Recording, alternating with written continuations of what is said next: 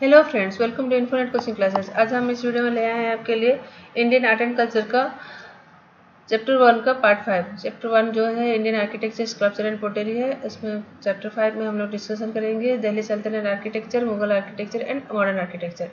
इससे पहले हम लोगों ने पार्ट 1 में डिस्कशन किया एंशिएंट आर्किटेक्चर, पार्ट 2 में डिस्कशन किया Mauryan and post Mauryan architecture, part 3 में हम लोगों ने डिस्कशन किया डिफरेंट मुद्रा जब Buddha Gupta architecture and temple architecture.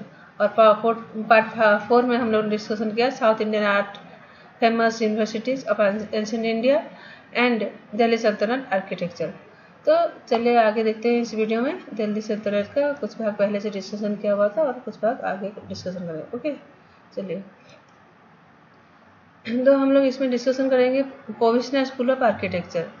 During the Delhi Sultanate period, the Indo-Islamic style began to influence the local architecture as well. तो दिल्ली सल्तनत के पीरियड में इंडो इस्लामिक का स्टार्ट हुआ था। इंडो इस्लामिक मतलब क्या, जो कि दिल्ली सल्तनत जो मुगल जो बाहर से आए थे तो उनका स्टाइल कुछ था और कुछ जो है हमारा लोकल इंडियन का स्टाइल था। तो इससे दोनों मिला के इंडियन इस्लामिक स्टाइल बना का स्टार्ट हुआ था। Bengal, Bijapur, Jaunpur and Mandu become important seats of architectural development। ये जो भी इंडो इस्लामिक का डेवलपमेंट हुआ था तो इससे ज़्यादा प्रभाव जो है बंगाल, बीजापुर, जौनपुर एंड मांडू में दिखाई दिया। Okay, next, Bengal school characterized by the use of bricks and black marble. Bengal school जो है इसमें क्या है, ब्रिक्स का ज़्यादा यूज किया गया है और ब्लैक मार्बल का यूज देखने को मिलता है। The Muslims built during this period continued the uses of sloping bangla roofs, which was previously used for temples। तो ये जो यहाँ इसमें क्या हुआ, बंगाल स्कूल में क्या हुआ, जो मस्जिद बनाए गए वो उसमें स्लोपिंग बंगला रूफ्स को देखने मिलता है, जो कि पहले मंदिर में देखने को मिलता था। इसका एग्जाम्पल है कसम रसूल मस्क्यू इन गौर और अदीना मस्क्यू जो कि पांडवा में है। यहाँ पे हम लोग देख सकते हैं कसम रसूल mosque. Okay, next, Malwa school. The cities of Dhar and Mandu in the Malwa plateau became the prominent seats of architecture. तो ये जो है धर और मांडू जो है, जो कि मालवा प्लेट्यू में है, उसमें ज़्यादातर मालवा स्कूल का जो आर्किटेक्चर देखने को मिलता है। Next, The most prominent feature is the use of different color stones and marbles। तो मालवा स्कूल में क्या है, ज़्यादातर जो है डिफरेंट कलर का पत्थर और मार्बल्स का यूज देखने को मिलता है। The buildings had large windows resulted from the European influence and were decorated by a stylish use of arcs and pillars। तो इसमें जो है बहुत बड़े बड़े विंडो जो देखने को मिला और जो कि यूरोपियन से ये लोग प्रभावित हुए थे। ये जो स्टाइल है जो है वो यूरोपियन से इन्फ्लुएंस हुए थे। Decorated by stylish use of arches and pillars, और जो है डिफरेंट स्टाइल्स का आर्क्स एंड पिलर्स को देखने को मिलता है यहाँ पर। Next, minars were not use in the school of architecture. यहाँ पर जो है इस जो मालवा स्कूल ऑफ आर्किटेक्चर है उसमें मीनार का यूज नहीं देखने को मिला। Okay, this is also called the Pathan School or of Architecture and is also one of the finest specimen of environment adaptation of this period because of the following features। तो इसमें जो है इसको Pathan school of architecture के नाम से भी जाना जाता है और ये जो है एनवायरनमेंट के हिसाब से किया गया था, बल्कि देखा जाता है। तो कैसे एनवायरनमेंट के हिसाब से है देखते हैं। The use of large Windows made the building well ventilated. तो बड़े बड़े जो विंडो है जो जिससे क्या हुआ, हवा आने के लिए बहुत इजी हो रहा था, मतलब हवादार बनाए रखता था बिल्डिंग को। ओके, तो जिससे ज़्यादा कंजस्टेड नहीं होता था। The pavilions were lightly arched which made them airy and allowed to remain cooled। तो pavilions जो है वो भी लाइटली आर्क किया जाता था, ज़्यादा उसमें डिजाइन नहीं किया जाता था, तो इसलिए ये एरी होता था, मतलब ये भी हवादार होता था, जो कि बिल्डिंग को ठंडा रखता था, कूल रखता था। आर्टिफिशियल रिजर्वेशन नॉन एज बैल्यूज were made for storage of water. Artificial reservation जैसे पानी की टंकी हम लोग बोलते हैं, ये यहाँ पर बॉयलीज बोला जाता था, जो कि पानी को रखने के लिए, स्टोर करने के लिए यूज किया जाता था। Locally available material were use, यहाँ पे जो भी मटेरियल यूज किया जाता था वो वहीं पर जो लोकल अवेलेबल होता था उसी को यूज करके ये जो बनाया जाता था।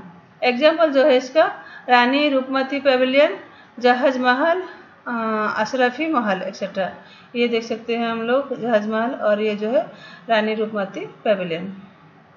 Okay, next, Jaunpur school patronized by Sarki rulers, so this style came to be known as Sarki style। ये जौनपुर स्कूल जो है ये सरकी रूलर्स के टाइम में स्टार्ट हुआ था, तो इसको सरकी स्टाइल भी बोला जाता है। Okay, also avoided the use of minars as the Pathan style. इसमें भी जो है पठान स्टाइल में जैसे मीनार का यूज नहीं किया जाता था, यहाँ पर भी मीनार का यूज नहीं किया गया है। Okay, a unique feature of the building here is the use of bold and forceful characters painted on huge screens in the center and side base of the prayer hall। तो यहाँ पे जो भी picture बनाए जाते थे, जो कि प्रेयर हॉल के सेंटर और साइड ये में दीवार में बनाए जाते थे, तो वो फोर्सफुल कैरेक्टर्स होते थे। मतलब फोर्सफुल मतलब जो कि जिसको देखने से, जो पिक्चर को, कैरेक्टर को देखने से इंसान के दिमाग में कुछ चीज़ें सोचने के लिए वो जैसे कि उसके दिमाग में कुछ असर डाले, तो उस टाइप का कुछ बोल्ड पिक्चर्स वो लोग बनाते थे। इसका एग्जांपल है अटल मस्क्यू जौनपुर। ठीक है, यहाँ पर हम लोग देख सकते हैं, ये है अटल मस्क्यू जौनपुर का। नेक्स्ट है Bijapur school. Under the patronage of Adil Shah the Bijapur style और द डेक्कन स्टाइल डेवलप्ड। जो आदिल शाह के ये में जो आदिल शाह बीजापुर स्टाइल के डेवलपर थे। Okay, he constructed many mosque tombs and places which were unique in the use of 3 arches, facet and bulbous dome which were almost spherical with narrow neck. Okay, तो ये जो आदिल शाह थे, रूलर थे, उन्होंने बहुत सारे मस्क्यू टॉम्स और बहुत सारे प्लेसेस बनाए, जो कि जिसमें यूनिक जो था 3 आर्क फेस्ट था और एंड बल्बस था। ओके, बल्बस डोम जो उन्होंने बनाया था, which were almost spherical with narrow neck, जो कि स्फेरिकल था, जिसका नेक जो है वो नैरो था। He also introduced the use of cornices। तो उन्होंने कॉर्निसेस का भी यूज स्टार्ट किया था। कॉर्निसेस मतलब जो बारिश का पानी जो बिल्डिंग में रह जाता है, उसको निष्कासन करने का तरीका उन्होंने इंट्रोड्यूस किया था। Okay, next, Iron clamp and a strong plaster mortar were used to give strength to building. The walls were decorated by rich carving। तो उन्होंने जो इरान क्लैम्प्स है और जो स्ट्रॉन्ग प्लास्टर जो मोटर का है, वो सब जो उन्होंने यूज करना स्टार्ट किया था, जो कि बिल्डिंग को स्ट्रेंथ देता था, जो स्ट्रॉन्ग बनाता था। The wall were decorated by rich carving. जो ये वॉल्स जो है वो बहुत ही अच्छे तरीके से खुदाई करके बहुत सुंदर सुंदर डिजाइन उन्होंने बनाया था। इसका एग्जाम्पल जो है Gol Gumbaz, the mausoleum of Adil Shah in Bijapur. इसका गोल गुंबज का पिक्चर हम लोग यहाँ पर देख सकते हैं, ये है। Okay, next, Mughal architecture। The Mughal were great patrons of art and architecture. Under them, architecture regained its place of importance। तो मुगल आर्किटेक्चर जो है वो लोग मुगल जो थे वो बहुत ही संरक्षक थे आर्किटेक्चर के, और उनके टाइम में जो आर्किटेक्चर का फिर से नया से ओपनिंग हुआ था। ओके, नेक्स्ट, तो देखते हैं मुगल के टाइम में क्या क्या कौन कौन राजा जो थे, रूलर्स जो थे, क्या क्या उन्होंने बनाया था। Babur undertook the construction of mosques in Panipat and Rohilkhand, both constructed in 1526 AD. However, his reign was too short-lived. तो बाबर ने जो मस्क्यू बनाए थे पानीपत में और रोहिलखंड में, और 1526 में उन्होंने बनाया था ये, और उनका जो टाइम पीरियड बहुत कम था। Humayun's reign was marked with constant power struggle with Sher Shah Suri, so he could not focus much on art and architecture. He led to the foundation of new city named Dinpanah, but could not finish it. तो हुमायूं जो उन्होंने उनके शासनकाल में उनका जो शासन जो था वो बहुत ही प्रॉब्लम में था। शेरशाह के साथ उनका हमेशा जो कॉन्फ्लिक्ट रहता था। सो उन्होंने ज़्यादा कुछ आर्किटेक्चर के में नहीं किया, फिर भी उन्होंने एक नया सिटी बनाया था दिनपनाह नाम से, बट उसको उन्होंने बनाना ख़त्म नहीं कर पाए थे।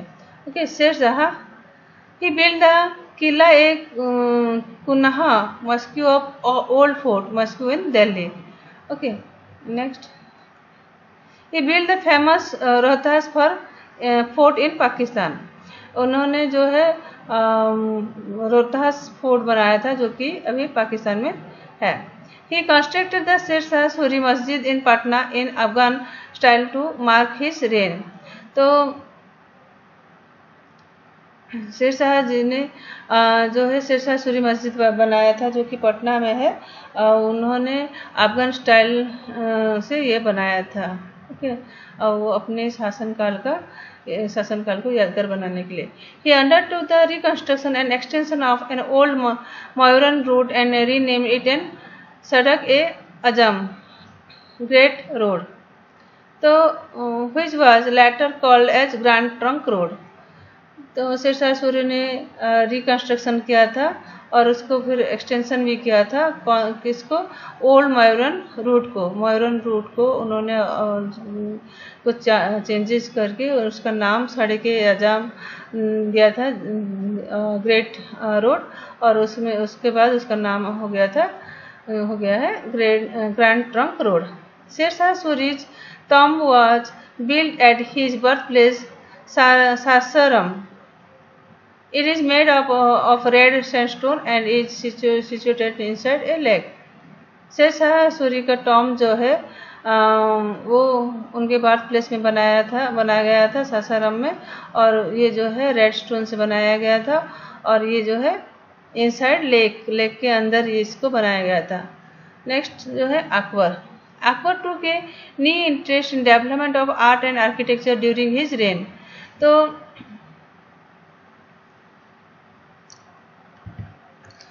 अकबर ने आर्ट आर्किटेक्चर में बहुत ही अत्यंत रुचि दिखाई थी। The principal feature of his construction was the use of red sandstone. Akbar ने जो भी आर्किटेक्चर बनाया है उसमें ज़्यादातर रेड सैंडस्टोन का यूज किया गया है। He also introduce the use of Tudor arch for centering arch. तो उन्होंने टूडर आर्क का जो कि सेंटर्ड आर्क है उसको 4 सेंटर्ड आर्क है उसका यूज करना स्टार्ट किया था। Some of his prominent construction works are, Akbar ने जो बनाया था वह है, इसमें से एक है Agra fort. It was one of the first construction started during the rain of Akbar. Okay, तो आगरा फोर्ट जो है अकबर के जो शासनकाल का सबसे फर्स्ट कंस्ट्रक्शन है। However most of the structures present inside the fort were done during rain. जो फोर्ट के आगरा फोर्ट के पहले उन्होंने बनाया था और उसके अंदर बहुत सारी चीज़ें फिर बाद में उन्होंने ड्यूरिंग रीजन ऑफ शाहजहां, उसके अंदर और बहुत सारी चीज़ें जो है वो शाहजहां ने बनाए थे। Okay, some of the prominent buildings here are Moti Masjid made by Shah Jahan, Diwane Aam hall of public audience by Shah Jahan, Diwane Khas hall of private audience by Shah Jahan, Jahangiri Mahal, Sheesh Mahal, the gardens inside the fort rebuild using Charbagh style. जो रेड फोर्ट के अंदर जो सारी जो चीज़ें बनाई गई हैं, जैसे कि मोती मस्जिद और दीवान ए आम, दीवान खास, जहांगीरी महल, शीश महल, ये सब चीज़ें बाद में शाहजहां के द्वारा बनाए गए थे। Okay. Fatehpur Sikri. One of the highlights of Indo-Islamic architecture was the creation of a new capital city by Akbar at Fatehpur Sikri. तो फतेहपुर सीकरी जो है वो highlight of Indo Islamic architecture, जो कि ज़्यादा इसमें हम लोग को देखने को मिलता है इंडो इस्लामिक आर्किटेक्चर का, जो कि new capital city by Akbar at Fatehpur Sikri में बनाया गया था। Okay. It has been described as a frozen moment in history as a building here represent a unique blend of Hindu and Persian style. Some of the important building inside the city are. तो ये जो फतेहपुर सीकरी को जो बनाया गया है उसको frozen moment in history बोल के भी जाना जाता है। ओके। तो ये जो फ्रोजन मोमेंट जो भी बनाया गया बिल्डिंग बनाया गया एज द बिल्डिंग है represent a unique blend of Hindu and Persian style. ये जो है हिंदू एंड पर्शियन स्टाइल का है। ओके। इसके अंदर जो भी some of the important buildings inside the city are, city के अंदर जो बिल्डिंग्स है उसको देखते हैं। बुलंद दरवाजा। The imposing 40-meter red sandstone structure was built in 1576 AD to commemorate Akbar's victory over Gujarat. It is the largest gateway of the world. ये जो है बुलंद दरवाजा जो है हम लोग यहाँ पर देख सकते हैं, जो कि 40 मीटर रेड स्टोन का स्ट्रक्चर है, बिल्डिंग है, जो कि 1576 में बनाया गया था, और जो कि अकबर जो है उन्होंने गुजरात को जब जीत के वो आए थे उसके जो विक्ट्री के जीत के सिंबल में इसको बनाया गया था, और ये दुनिया का सबसे बड़ा गेटवे है। Okay. Salim Chisht Tom. It was built in 1581 AD and has beautiful jali works in white marble. It has Arabesque patterns with inscriptions of Quranic verses on the walls. It was further decorated by Jahangir in 1606 AD. ये Salim Chisht Tom जो है ये हम लोग देख सकते हैं, जो कि 1581 AD में बनाया गया था, जो कि इसमें अरब्सकी पैटर्न जो लीव्स का फ्लावर्स का डिजाइन जो है और इंस्क्रिप्शन जो कुरानिक लाइन से कुरान का लाइन से इसमें जो वॉल्स में इसको लिखा गया है। और यहाँ पे देख सकते हैं हम जाली वर्क्स, यहाँ पर देख सकते हैं जाली वर्क्स यहाँ पे किया गया है। इसको जो है फिर से रीडेकोरेटेड किया था जहांगीर ने 1606 में। ओके। नेक्स्ट जो है पंचमहल।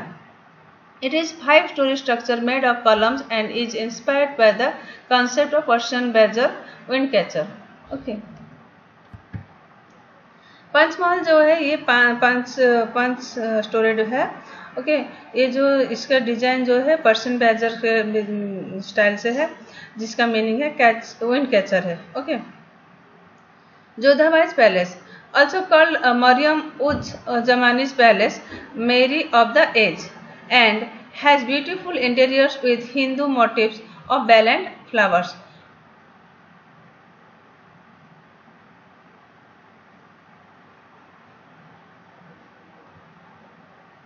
Okay. Next जो है इबादत खाना। Akbar used to meet the leaders of different religions here to have discussion. इबादत खाना जो है वो जो है मीटिंग हॉल था, जो जहाँ पर अकबर अपने लीडर्स के साथ डिफरेंट रिलीजन के लीडर के साथ वो जहाँ पर डिस्कशन करते थे। उसके बाद है पसीची coat, built in the courtyard where Akbar is said to have played chess, जहाँ पर वो चेस खेलते थे। हिरन मीनार, built in the memory of Akbar's favorite elephant named Hiran, also served as the lighthouse for travelers. It is uniquely designed and exterior walls contain 2 spikes.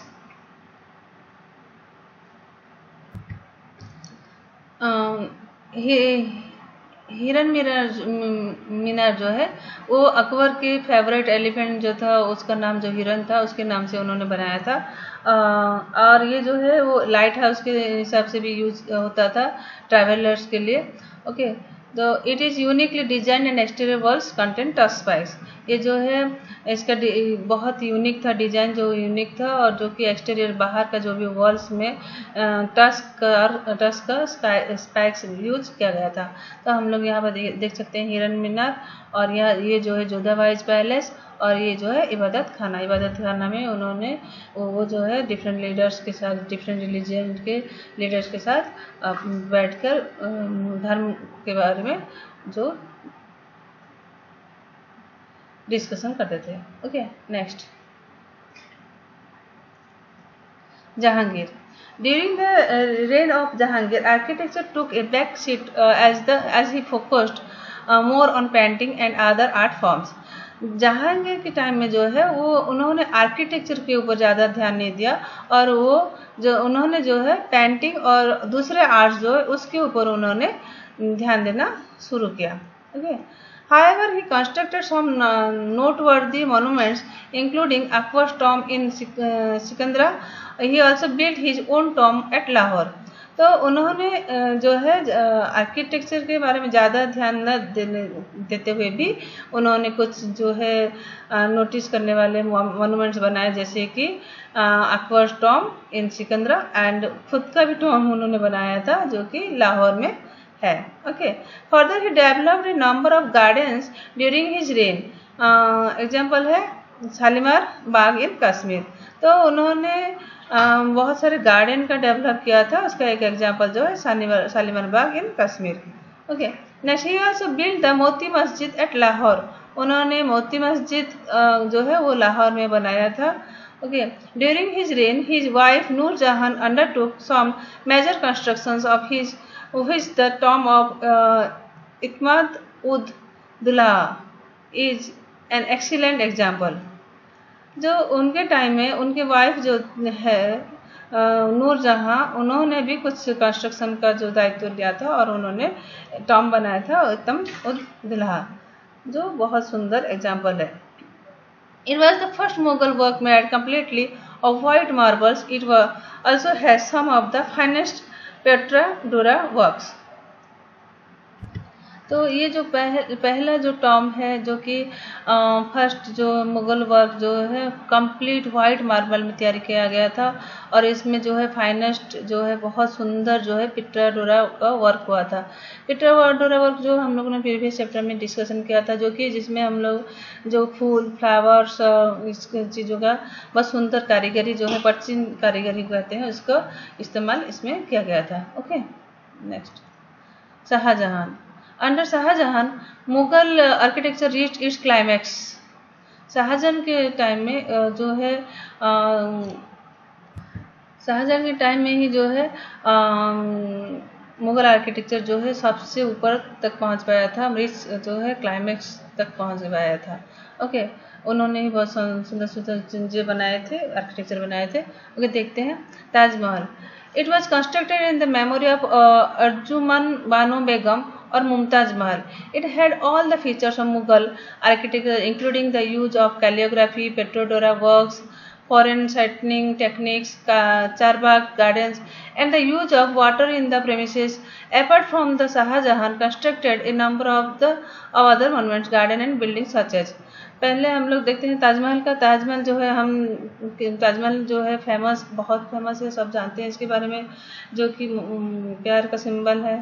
Okay, तो ये जो है उन्होंने ताजमहल को जो है शाहजहां ने बनाया था, जो किसके लिए बनाया था, अर्जुमान बानो बेगम, और हम लोग जिसको मुमताज महल के नाम से जानते हैं। ओके, इसमें जो है मुगल आर्किटेक्चर का बहुत सुंदर यूज जो कारीगरी देखने को मिलता है, जिसमें कि कैलियोग्राफी का यूज हुआ था, पेट्रोडोरा वर्क्स बनाया गया था, फॉरसेटनिंग टेक्निक्स का यूज किया गया, चारबाग गार्डन्स बनाए गए थे इसमें, और उसके ये अंदर जो प्रेमिसेस में वाटर का भी, पानी का जो है देखने को मिलता है। तो इसके अलावा भी उन्होंने और भी बहुत सारी चीज़ें बनाई थी, जैसे कि red fort in Delhi, Jama Masjid in Delhi, Shalimar Bagh in Lahore, city of Shahjahanabad. Besides such large-scale constructions, one of his finest work is the Peacock Throne, one of the finest example of metal work. तो उन्होंने देखिए कितना सुंदर चीज़ें बनाई थी. Red fort in Delhi, Lal Qila, Jama Masjid, Shalimar बाग जो है लाहौर में है, सिटी ऑफ शाहजहानाबाद जो एक सिटी भी बनाया था उन्होंने. और ये सब बड़ी बड़ी चीज़ें बनाने के बाद भी उन्होंने और सबसे जो सुंदर चीज़ बनाई थी, फाइनेस्ट वर्क जो था उनका पीकॉक थ्रोन, जो कि मयूर सिंहासन के नाम से हम लोग जानते हैं, जो कि एक मेटल वर्क था. Okay, next Aurangzeb. During the reign of Aurangzeb, Mughal architecture declined. Being a puritanical, he did not take an active interest in pursuit of art and architecture. तो औरंगजेब के टाइम में जो है मुग़ल आर्किटेक्चर जो है ख़त्म हो गया था, और जो है उन्होंने कुछ भी इसमें जो है रुचि नहीं दिखाई आर्ट एंड आर्किटेक्चर में. ओके, नेक्स्ट मोहम्मद अजम Shah. He was the last of Mughal to undertake architectural construction. Mughal Shah जो थे वो लास्ट थे जिन्होंने मुग़ल आर्किटेक्चर का कुछ भी कंस्ट्रक्शन बनाया है. ओके, he built बीबी का मकबरा. मोहम्मद अजम शाह ने Bibi ka Maqbara in the memory of his mother Begum Rabia Durani, wife of Aurangzeb. तो उन्होंने अपनी माँ की मेमोरी में यादगार में उन्होंने बीबी का मकबरा बनाया. Okay, he also built Zeenat Mahal in Delhi in the memory of his wife. और उन्होंने अपने वाइफ के मेमोरी में भी एक मकबरा बनाया जिसका नाम है जीनत महल. ओके, ये देख सकते हैं बीबी का मकबरा कितना सुंदर बनाया है, बहुत सुंदर दिख रहा है. Okay, next Sikh style. This style of architecture developed in the rain of modern day Punjab. Sikh style जो है पंजाब में देखने को मिलता है. It was heavily influenced by the Mughal style of architecture. ये जो है ज़्यादातर प्रभावित हुआ है मुगल स्टाइल से.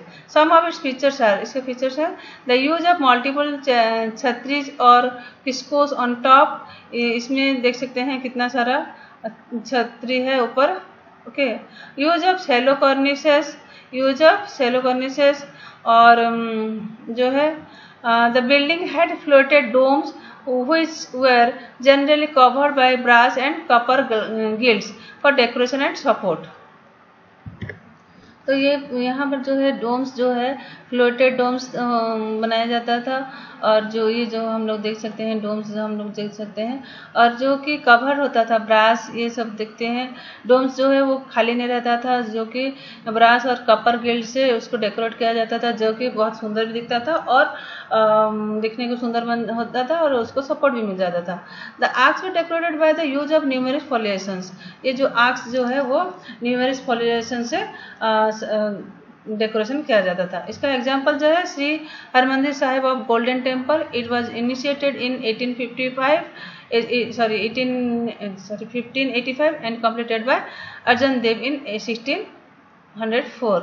ये जो है इसका एग्जाम्पल जो है श्री हरमिंदर साहिब और गोल्डन टेम्पल जो इसको कहते हैं, जो कि 1585 में बनाया स्टार्ट किया गया था, और जो अर्जन देव जी हैं उन्होंने इसको कंप्लीटेड बाय 1604. अर्जन देव जी इसको 1604 में कंप्लीट किए थे. Okay, next Rajput style. Rajput constructions of period were also influenced by Mughal style but were unique in size and scope. तो ये राजपूत स्टाइल भी जो है ये भी मुगल से इंस्पायर हुआ था, प्रभावित हुआ था मुगल स्टाइल से, मगर उनका खुद का कुछ यूनिक जो है भी स्टाइल था, जो कि इसमें से स्पेशल जो है उनका साइज और स्कोप जो है थोड़ा सा अलग था. Okay, some of the unique features are, उसका जो राजपूत स्टाइल का यूनिक फीचर्स क्या था, they introduce the concept of hanging balcony. उन्होंने फर्स्ट टाइम जो है हैंगिंग बालकोनी का कंसेप्ट दिया था. The cornices were built in the shape of an arch such that the shadow took the shape of bow. तो उन्होंने जो कॉर्निसेस जो है इसको आर्क के शेप में बनाना शुरू किया था, जो कि शैडो जैसे शेप उसका और देखने को शेप ऑफ बो होता था। ओके, आर्किटेक्चर इन कश्मीर, ये हम देख सकते हैं हवा महल जो जयपुर में है। Architecture in Kashmir, development of Kashmiri architecture can be classified into two important phases of its political rule, early medieval Hindu phase and 14th century onwards Muslim rule. जो कश्मीर का आर्किटेक्चर जो है दो भाग में डिवाइड किया जा सकता है। एक जो है राजनीतिक जो है रूल है, और जो है मेडिएवल हिंदू फेज जो था 14th century और century onward Muslim rule. Okay, temples in Kashmir, the Kashmiri architecture has its unique features situated to local geography are renowned for its executive stone carving. Due to its location, the architectural style is inspired by many foreign influence. तो ये जो कश्मीर का architecture जो है features जो है वो local geography से जो कि प्रभावित हुआ था। जो लोकल ज्योग्राफी में वहाँ पर जहाँ जो कुछ भी मिलता था उसमें उसको यूज करके वो लोग एग्जीक्यूटिव जो है स्टोन कार्विंग, स्टोन के ऊपर जो कलाकृति करके खुदाई करके उसको बनाते थे। ड्यू टू इट्स लोकेशन, इसका जो लोकेशन है जो कि हमारे हम लोग जैसे देखते हैं बॉर्डर में है, तो यहाँ से जो है बहुत सारे फॉरेनर्स आते थे, तो इसलिए दूसरे देश का भी यहाँ पे ज़्यादा प्रभाव दिखने को मिलता है। Next, temple making reached a great height under the Karkota dynasty and Utpal dynasty. तो इसमें हम लोग ने जैसे पढ़ा है कि ये जो है दो फेज में इसका जो मेडिएवल हिंदू फेज जो है और इसमें बनाया ज़्यादा प्रभावित हुआ था, और 14th century में मुस्लिम रूल में। ओके, तो जो एंशिएंट टाइम में जो है एक जो Karkota dynasty and Utpal dynasty के टाइम में ज़्यादा फलता फूलता देखने को मिलता है। The main features of Kashmir style of architecture are trefoil arch जो कि गांधारा स्टाइल है, और cellular layout and enclose courtyard जो कि कोर्टयार्ड जो होता है जो है वो ऐसे सराउंडेड था। स्ट्रेट एज पिरामिडल रूफ जो कि पिरामिडल रूफ जो है स्ट्रेट एज होता था, और कलम वॉल्स ग्रीक स्टाइल से कलम वॉल्स उसका बनाया जाता था, जैसे ये वाला कलम्स हम देख सकते हैं। ट्रायंगुलर पेडिमेंट्स भी जो है वो ग्रीक स्टाइल का होता था। Relatively more number of steps, यहाँ पे ज़्यादा एक से ज़्यादा हम लोग सीढ़ी यहाँ पे जैसे देख सकते हैं। Merchant Sun Temple. It is located in the Anantnag, Kashmir, and was built in 18th century AD under the aegis of Karkota dynasty ruler Lalitaditya Muktapida. तो ये जो है अनंतनाग मंदिर जो है कश्मीर में देखने को मिलता है, जो कि 18th century AD में बनाया गया था, जिसका करकोटा डायनेस्टी के रूलर जो ललितादित्य मुक्तपीड़ा है उन्होंने इसको बनाया था। Okay, there are Gandhara Chinese and Gupta influence on this the monuments. ये जो अनंतनाग जो है ये इसमें ज़्यादा इन्फ्लुएंस गांधारा स्कूल का है, चाइनीज का और गुप्ता का प्रभाव इसमें देखने को मिलता है। The complex is in the shape of courtyard surrounded by columns.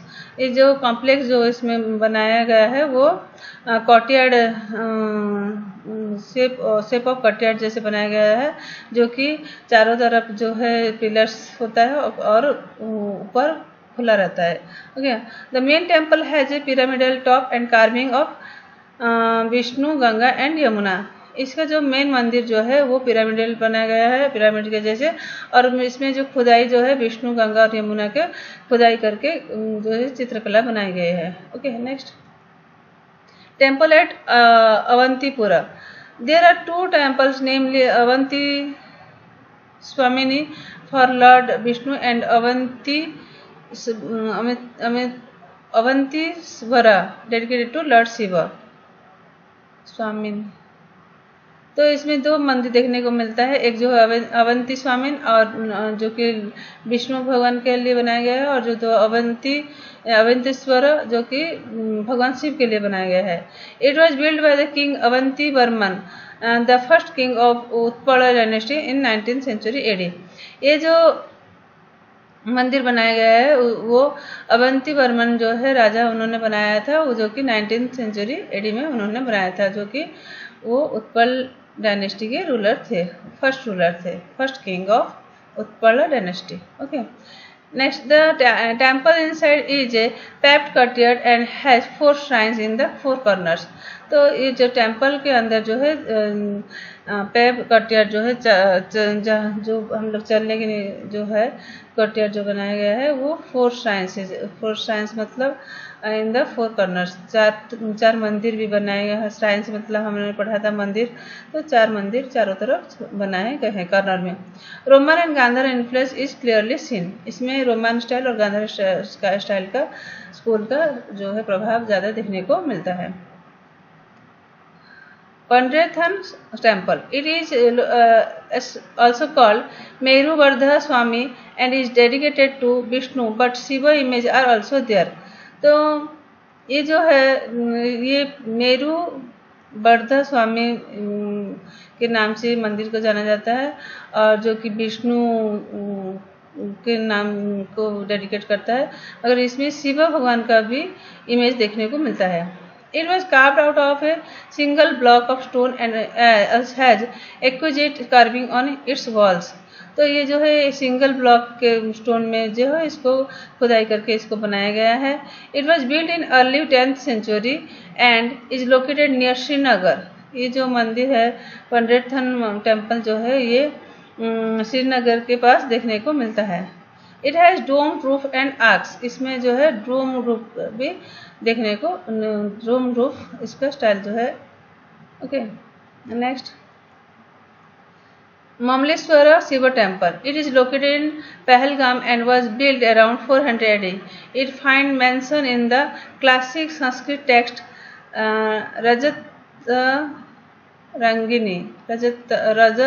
Rajataringini। Okay,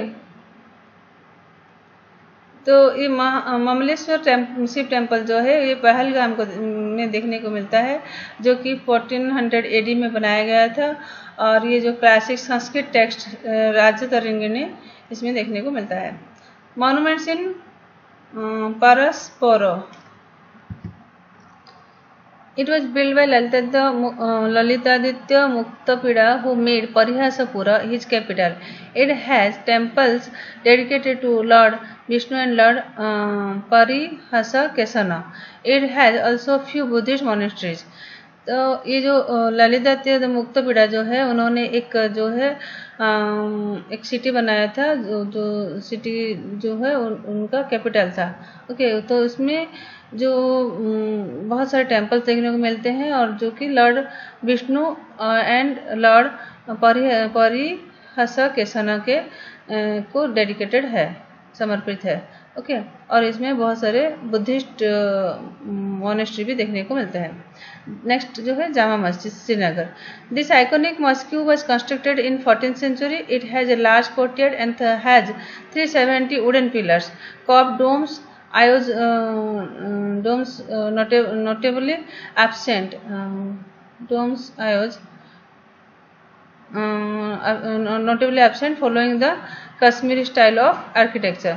तो यहाँ पे जो है ये जो है 14th सेंचुरी में बनाया गया था और इसमें जो है लार्ज कोर्टयार्ड जो है बनाया गया था, जिसमें 370 वुडन पिलर्स, लकड़ी के पिलर्स दिए गए थे और जो कर्व डोम्स इसमें जो है नहीं बनाया गया था। ओके, ये जो है फॉलोइंग जो कश्मीरी स्टाइल का आर्किटेक्चर फॉलो करके इसको बनाया गया है। Okay, next Ali Masjid Srinagar। It was built in 15th century by Sahamiri king Sultan Hassan Shah। It is one of the largest mosques in Kashmir Valley। This monument is made of timber and stone and there is absence of domes। The building has pyramidal top with arc-shaped windows। इसमें जो देखिए जो आली मस्जिद जो है श्रीनगर में जो है वो 15th सेंचुरी में बनाया गया था। इसने बनाया था शाहमीरी किंग सुल्तान हसन शाह ने बनाया था। ओके, ये जो है लार्जेस्ट मस्जिद जो है कश्मीरी वैली का, और इसमें monument made of timber and stone, ये टिम्बर एंड स्टोन से बनाया गया था, मतलब लकड़ी और पत्थर से बनाया गया था। और इसमें भी आपसे डोम्स नहीं देखने को मिलता, और जो ये है ये पिरामिडल स्टाइल से बनाया गया था, जो top width arc shaped Windows, इसमें आर्क शेप्ड का विंडो देखने को मिलता है। Okay, next, garden in Kashmir. The Mughal king built a lot of gardens and were inspired by the Persian designs. They were constructed in Charbagh style. Water, streams, fountains and trees are an important part of the garden. तो मुग़ल जो है उन्होंने बहुत सारे gardens बनाए थे, और जो कि पर्शियन स्टाइल से प्रभावित हुआ था, और they are constructed Charbagh style, ये जो है वो चारबाग स्टाइल से बनाया गया था। उसमें जो है वाटर स्ट्रीम्स था, फाउंटेन था, artificial fountain, trees are an important part of the garden.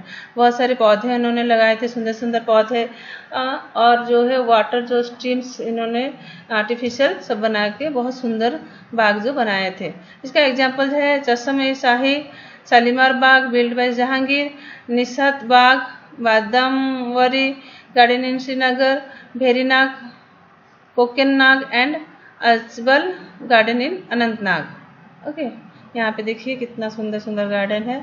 Okay, चश्मे शाही, और ये जो है शालीमार बाग, ये निशात बाग है, कितना सुंदर दिख रहा है। Okay, next, temples of pursed community in India. जो पर्सी कम्युनिटी जो हमारे यहाँ में पर्शियन आए थे, उनका क्या प्रभाव है हमारे देश में पड़ा था। There are 3 major types of higher temples of Parsi faith. The first is Atash Behram fire of victory, the other in and Atas Dadgah, or there a Meher. There are 8 Atas Baharams in India and more than 100 Dadgahs located in Maharashtra and Gujarat. तो ये जो Persian style में है और Persian temples है, वो लोग जो है उनका मंदिर जो है अटस बहरम जो है वो फायर ऑफ विक्ट्री है। तो और जो अदरिन एंड अतस दरगाह और डेर मेहर है। तो हम लोगों को 8 अतस बहरम देखा जाता है इंडिया में, और 100 से भी ज़्यादा दादगाह देखने को मिलता है, जो कि महाराष्ट्र और गुजरात में देखने को मिलता है। अतस बहरम जो कि exterior is generally capped simple because idea is to hold a sacred fire and Yasna ceremony rather than a glorification of faith. तो वो लोग जो है वो अपना जो मंदिर बनाते थे वो ज़्यादा बाहर से डेकोरेशन करना पसंद नहीं करते थे, और अंदर जो है वो खाली उन लोगों को सेक्रेड फायर जो जलता हुआ आग उनको रखना था, इसलिए उन्होंने खाली आग रखने के लिए उसका व्यवस्था किया था। It has an inner sanctum where fire is kept. तो अंदर एक जो आग रखने के लिए जो बनाया एक इनर सेक्टर बनाते थे, उसमें जो आग रहता था, और जो the structure has vents for smoke to escape. The performance of ceremony is done by high priest called dasturs. तो आग जलने से जो धुआं निकलेगा, तो धुआं को जो अच्छी तरह से जो जाने के लिए उन जो भेंट बनाते थे, और ये जो यहाँ पर जो भी पूजा पाठ होता था वो हाई प्रीस्ट के द्वारा होता था, और उसको दस्तूरस करते थे। Okay, 8 Atash Behrams in India. जो 8 जो अटस बहरम्स देखने को मिलता है वो है Iran Shah Atash Behram, Udvada Gujarat, Desai Atash Behram in Navsari Gujarat, Dadi Seth Wadia Vanaji and Anjuman Behram in Mumbai, Modi and Vakil Atash Behram in Surat. Next जो है modern architecture. The arrival of the European colonialists coincided with the decline of Mughal Empire, which started a power struggle among the Portuguese, French, Dutch, Danish and the British, which culminated the British rule in India till 1947. तो जब European जब हमारे देश में आए तो Mughal empire का जो डिक्लाइन हो गया, ख़त्म हो गया, तो फिर पावर सब जो है पावर के लिए सब झगड़ा हुआ Portuguese, French, Dutch, Danish and British के बीच में, और लास्ट में ब्रिटिश लोगों का जीत होता है, और उसमें जो कि ब्रिटिश लोग 1947 तक हमारे यहाँ पर रहते हैं। They bought with them A wealth of architecture style. तो देखते हैं Portuguese influence. They brought with them the Iberian style of architecture. तो पोर्तुगीज उनके साथ हमारे लिए इबेरियन स्टाइल ऑफ आर्किटेक्चर लेके आए थे। They initially build trading post and warehouses which were later remodeled into fortified towns along the coastlines। तो पहले वो जो फर्स्ट पोर्तुगीज आए थे उन्होंने खाली अपने ट्रेडिंग के लिए, एडवर्टाइज के लिए उन्होंने पोस्ट और वेयर हाउसेस बनाया था और रहने के लिए, और फिर उसको बाद में रिमॉडलेट करके 45 टाउन्स एलॉन्ग कोस्टलाइन के पास बनाया गया। They also introduce the concept of patio house and baroque style. तो उन्होंने ये पोर्तुगीज लोगों ने पटियो हाउस और बारोकी स्टाइल का इंट्रोडक्शन किया था। तो उन्होंने जो है पटियो हाउस और बारोकी स्टाइल का इंट्रोड्यूस हमारे यहाँ पे किया था। ओके, तो जो उन लोगों का कंस्ट्रक्शन क्या है, Se cathedral in Goa was completed in 1980। It has a large bell called Golden Bell. ये जो है बहुत बड़ा इसमें बेल है जो कि उसको गोल्डन बेल कहा जाता है। ओके, और जो है basilica of Bom Jesus, holy Jesus, Castella de Aguada in Mumbai, saint Paul's church Diu. Okay, next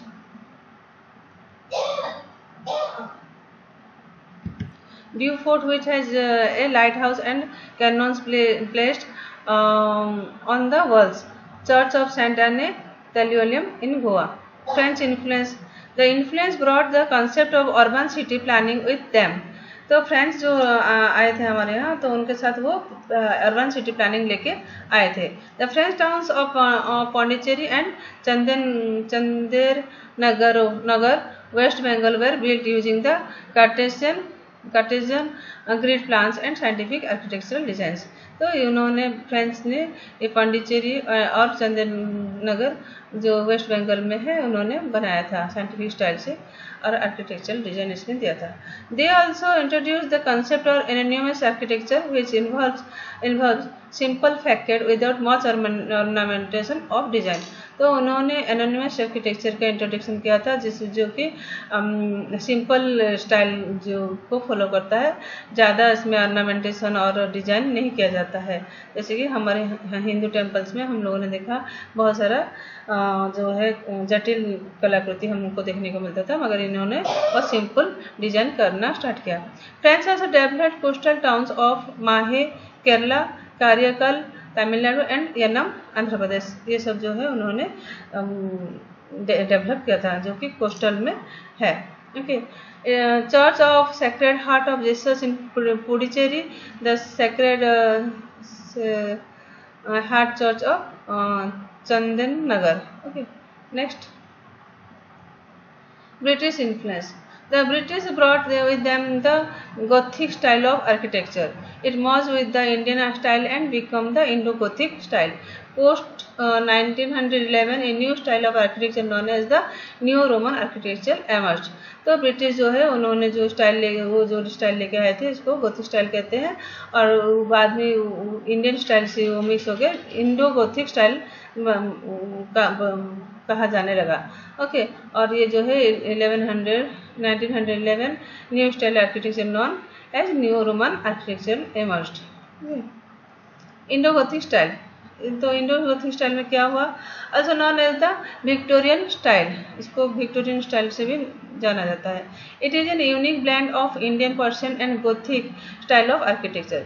ये जो है जिसमें इंडियन, पर्शियन और गोथिक स्टाइल का मिलन हुआ है। Okay, the construction were extremely large and elaborate. इसमें जो है बहुत बड़ा कंस्ट्रक्शन बनाया गया है, बहुत बड़ा सा मतलब एलाबोरेट किया गया है।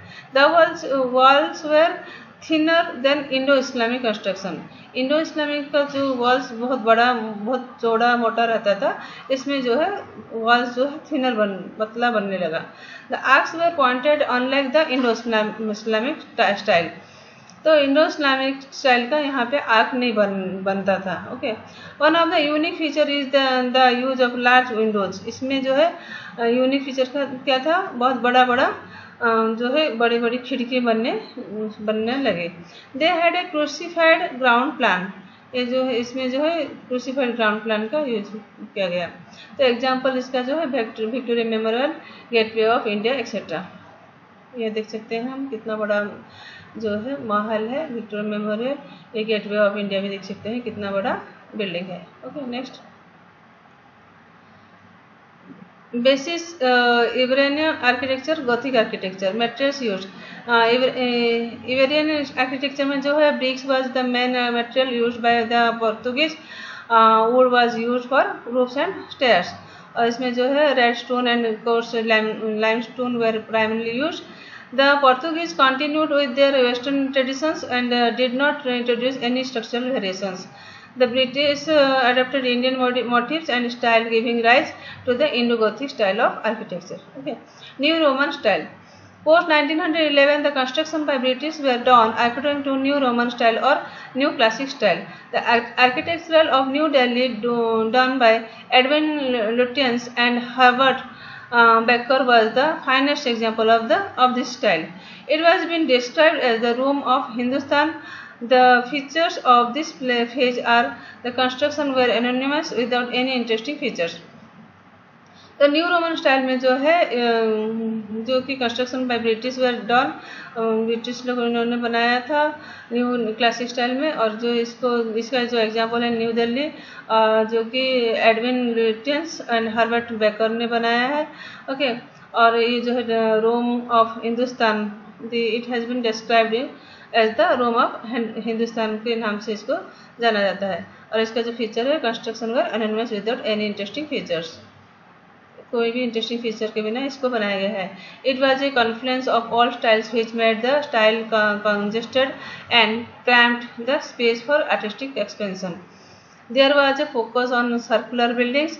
There was an over use of oriental motives to realize Western architectural designs.